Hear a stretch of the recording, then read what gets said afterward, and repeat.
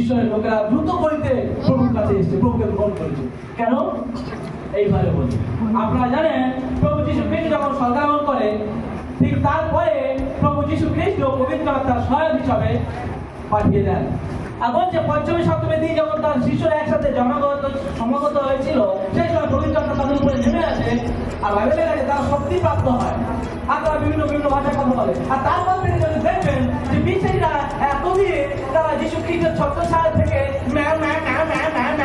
করতে থাকে, যেমন আমরা বিচাই না, শুধু বাক্য বিনিময় করি, কার্যকারী নয়। কারণ আমরা জাগরিত হইনি, আমরা জাগরিত আমাদের মধ্যে নেই, আমাদের মধ্যে নিজেদের মধ্যে জাগরণ নেই। কেননা সেই সময় বিশ্বাসীরা যারা প্রভু শিষ্য ছিল তারাও ঠিক তাই, বিশ্বাসীরাও ঠিক তাই। তারা কি করতো?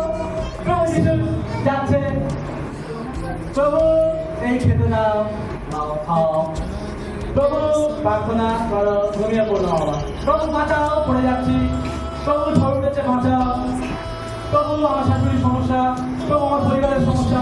কেন? ততদিন তারা প্রভু যীশু খ্রিস্টের ছত্রছায়া থেকে তারা বিলীন করে যাচ্ছে। কেন? প্রভু নিজেদের মধ্যে জাগরণ করছে। কিন্তু প্রভু যীশু খ্রিস্ট যখন চলে যাওয়ার পরে তাদের মধ্যে জাগরণ করে, তারা চেতনা পায় না, ছত্রছায়া থেকে বেরিয়ে গেছে। কেননা যার ছত্রছায়া ছিল সে যখন স্বর্গারোহণ করেছে, তিনি তার পবিত্র আত্মার জাগরণ বিশ্বাসী শিশুদের উপরে।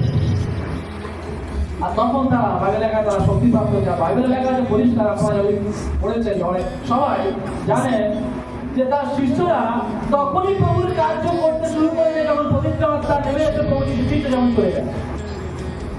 তখন তারা নিজেদের মধ্যে নিজেরা জাগরণ ঘটিয়েছে, পবিত্র আত্মা তাদের মধ্যে নেমে এসে তারা শক্তি প্রাপ্ত হয়েছে। তখন থেকে তারা থেমে থাকে, তারা ভয়, ডর, খিদা, এখানে সেখানে ওই সমস্ত বাধা বিপত্তিকে উপেক্ষা করে তারা প্রভুর কাজে ঢুকে নিজেদেরকে কাজ করে। কেন?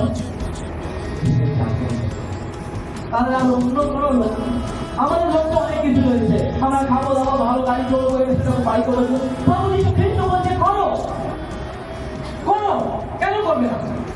প্রভু যীশু খ্রিস্ট বলেছে আমার সন্তানরা উচ্চস্থলের উপর দিয়ে যাবে, যারা আমার ছত্রছায়ার মধ্যে থাকে তারা উচ্চস্থলের উপর দিয়ে যাবে, রাজার সন্তান, রাজপুত্র আমরা।